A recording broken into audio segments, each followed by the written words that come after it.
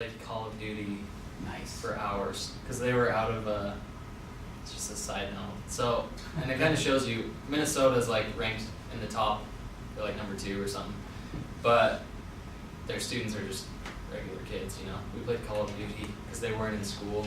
We played like all afternoon. Nice. It was fun with them. My wife was at home, so it's the only time I really have ever played video games, just FYI.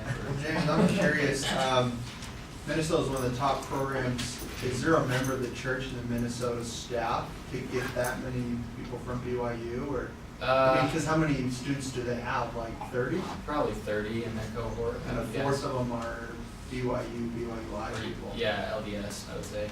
I'm just curious how that. I don't know if they have an LDS person. They're alumni. They have a lot of LDS alumni. Right? Yeah. Intermountain Healthcare, a lot of them come from Minnesota, so it's a pipeline there. Is it like side note? Does anybody know where Brother Tolman went to get his master's degree? Ohio State. State. Buckeyes. So Ohio State. Anyways, Minnesota asked me to retake the GMAT, which I'm not going to do, and so I told them I'm not going to do that, and so I'm not going to go to school there. But Utah, it's funny, they asked me to do the same thing. They're a dual degree though, so they're looking a lot of their MBA. If you're interested in a dual degree, MBA, MHA, you kind of need more work experience to qualify for an MBA. You don't have to, but Who told you you needed a higher score? on the GMAT, yeah. Did they accept you though and tell you to take it again? Or was it like No. Okay. But they called me, and they'll do this. They kind of want to pad their stats. Unfortunately, schools do this. They want all of their students who are accepted to have a certain GMAT, so their average is high. And I knew that, and so I was like, I don't think taking the GMAT is going to benefit me as a healthcare administrator, doing abstract math, studying for months to do that. Yeah. But I said that in a very polite way. Obviously, I'm not going to be that blunt or upfront with them. But and so if you're willing to comply to a school that you really want to get into, you can probably get in there. You know, if I was willing to study for months and retake the GMAT, I mean, I can't guarantee that I'd get in, but I'd probably have a good shot at getting into Minnesota. You know, but I have another good offer, so I was just not willing to do that. But all right, letters of recommendation here at the bottom. You're going to have a faculty member from the school, probably Brother Tolman, Sister Watkins, those are 2 good ones. Former or current employer, hopefully you can work somewhere in a healthcare related field and get a letter from them, or even from your internship. If you do an internship at a hospital or something, that's a good letter. And then somebody else who you know that knows your work ethic that's not family. Alright, essay, this part takes... James, can I ask you on that last part? Yeah. When do you recommend asking Sister Watkins, Brother Tolman for letter recommendation? Like your last semester here, or like Well, just when you're getting ready. just when you're getting ready to apply? Yeah. Give Give them like a heads couple up. months, or like how long a heads up? Like Say if you want to get your application in by Thanksgiving, what would you want to ask them for? I'd probably ask them in August, or even July. I mean, it can't be too early as long as you follow up with them after and say, hey, I know you were willing to write me a letter, just a heads up. I would do that quite a bit because they kind of space it, they have a lot going on. Yeah. But just a quick heads up, trying to get all my stuff in. The emails that you send people like this, you want to definitely pad those emails to where you're first talking about like, hey, how things been going? I hope everything's going well for you. This is what I'm doing. I'm in school. Things are going really well. Give them an update. Don't just email them and say, hey, where's my letter? Like, you write me one or not? Just like you want to really be padding that on both sides, so it's like really respectful and subtle that you're asking them to please submit your letter. Does that clarify that, Ryan? Yeah. That good? Alright. Alright, this is the part of the application that took me the longest, was the essay and the personal statement. You write about yourself and kind of where you come from, why you're interested in healthcare, your future goals in healthcare, what do you want to do. Some instructions are specific, some are vague. The one for the University of Washington had me fill out exactly what it wanted me to do, like different case studies. It presented to me and said, what would you do in this situation? And you just respond to that.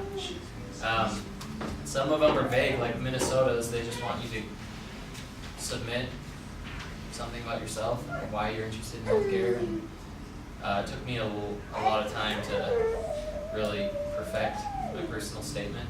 And I can send whoever's interested my personal statement, resume, anything like that too. And then extracurricular activities, Brian's experience was interesting with that. They all asked him, well, why haven't you done anything like extracurricular? And he said, he hadn't done it, and they weren't too bothered by it because he got into the schools anyways. So it is important. I would recommend getting as much experience and exposure as you can. It helps in your interviews too, because you can pull from experiences that you've had in healthcare. There's a professional snowboarder for sign. That's an extracurricular activity. I can Alright, do you guys have questions before I move on for the essay and personal statement stuff? How, Page and a half length. Yeah, I just don't want any grammatical errors in there. Is that standard, page and a half I usually? think so. Yeah. That's pretty good. what was the gist of why you said you chose healthcare administration for your major? So I started, and I think a lot of LDS guys do this, if you've served a mission, kind of what you saw in your mission, that's how I started, and people I was around on my mission, like the mission president, amazing guy. I just talked about him and how I wanted to be that kind of transformational leader and things like that. And then I talked about how I got home from my mission and saw that our healthcare system was just better than the one in Argentina. So that's kind of how I transitioned into it. And then what I said, why I was interested, is just I feel like I can help, and this is where my strengths are and stuff like that. I think I worded it better than that. Right. Yeah, because I think that's the thing I'm struggling with the most, is like Just wording it, you know? Yeah, What do like you say? Yeah. It's like how do I put why I chose this for my life pursuit, you know, Yeah, in a page. But anyway, exactly. was it double spaced? No. Okay, Good good. single space. Yeah. When you wrote about your mission, did you like actually write mission, or did you just say like church volunteer?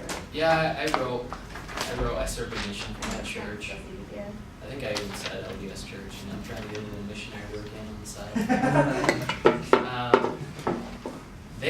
They've seen LDS applicants, a lot of LDS applicants, so they know. Kind of used to it. Everywhere I went, people knew, oh, you're LDS, you serve a mission, where, Right. boom. And it's a good thing to talk about too.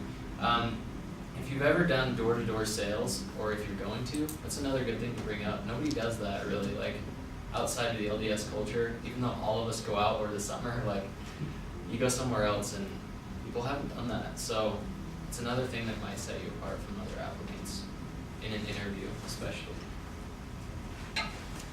Alright, so for your interviews, you do pay for your travel, which is unfortunate. If you get accepted to a school that you interviewed with over Skype and you talk to them, they might fly you out and pay for stuff. Penn State did that for me, which was cool. They paid for a plane ticket and everything when I was there. So if you get into a school and you haven't seen the school, it might be a good idea to go check it out. I would recommend it so you can know where you're going to be. But for the interviews, you do pay your own way. And you can ask or request a Skype or phone interview if you don't have any way to do that. Yeah. So when I went into the interviews, I was obviously nervous, especially in the first one. But really, you don't have anything to be nervous about. They're not going to ask you, like, what's clause number 10 of the HIPAA law? Like, they're not going to come out and ask you something super specific and just rock you. They give you a chance to show your strengths and talk about them through really general questions. They're not coming at you too specific. And so just try and be yourself and be relaxed and give them specific experiences of things you've done. Oh, this is funny, this part. So in his interview with Minnesota, they'll always give you time at the end, so what questions do you have for us? And they do that in your interview that you have for jobs too. You want to have good questions for the program. So if you're interviewing at Minnesota and they ask, so do you have any questions for us? One question might be, well, I'm interested in living in California, your school, you're the heck over here in Minnesota. What are the chances of me getting in with alumni in California? So it kind of shows you've done research, you know that they have a strong alumni, Minnesota, and it also gives them an opportunity to answer kind of a simple question for them, but it'll give you something. Brian asked the question, what are the flaws in the Minnesota problem-solving method? How do you correct them? And this guy, he said this did not go over very well. One of the interviewers seemed angry about the question and became very defensive. So he felt like he wasn't a good fit for the program because he kind of just pushes the limits sometimes, and he wants to be in an environment where that's, you know, okay. But Minnesota, they do kind of consider themselves mightier than you, higher than you. But that being said, when I was there, I didn't get that feeling toward me. I felt they were nice and respectful, and I could see myself going there. So it's a good school. And some people that I've talked to from our program said, well, I kind of knew I wasn't going after I left. I was like, well, you didn't get in, so I mean, now you say that. I think if you do get in, you have a different perspective. But it was a really good program, and I would recommend everyone to apply. Do you have a question? Okay. That's there. All right. So once you've been accepted, sometimes it takes a while to hear back, especially if you're early on. So just think about your experience, what you thought when you were there at the school.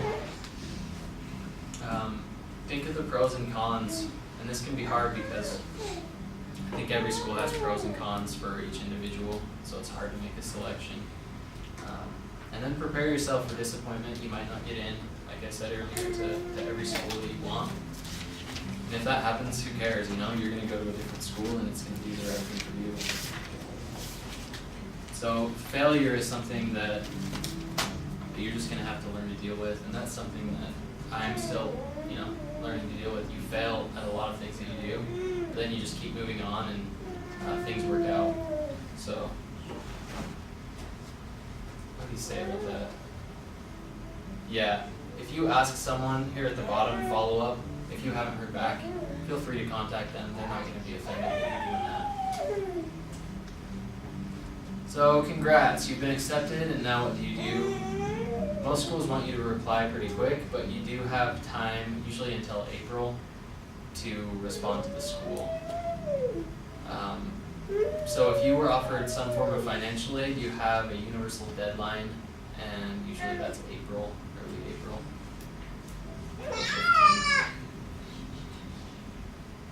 Alright, and they can't take your financial aid away until you've given them a decision, unless you lied or you're convicted of a crime. So take as much time as you need. I like this slide right here, especially the title, Straight Cash Home. Once you're in, you can leverage with other schools. So let's say you got a great offer from a school that you're not as interested in as Washington. This is what I did. Unfortunately, they told me no, but they were really respectful about it, you know, and so was I. I was like, one of the reasons I'm thinking about a different program is because they're offering me a lot more financial aid than you guys. Can you help me in any way? This really sway my decision toward your school. And Washington, for some, University of Washington, they don't give a lot of financial aid out. So some programs you're interested in might just not give a lot of financial aid, and that's just how it is. But you can leverage and talk to them about getting more money, because they want you. They want you to go to their school. So, and then this bottom part, it is good for our program if you send at least an email. Just thank you for having me in your program. Thanks for everything, and it's a good idea.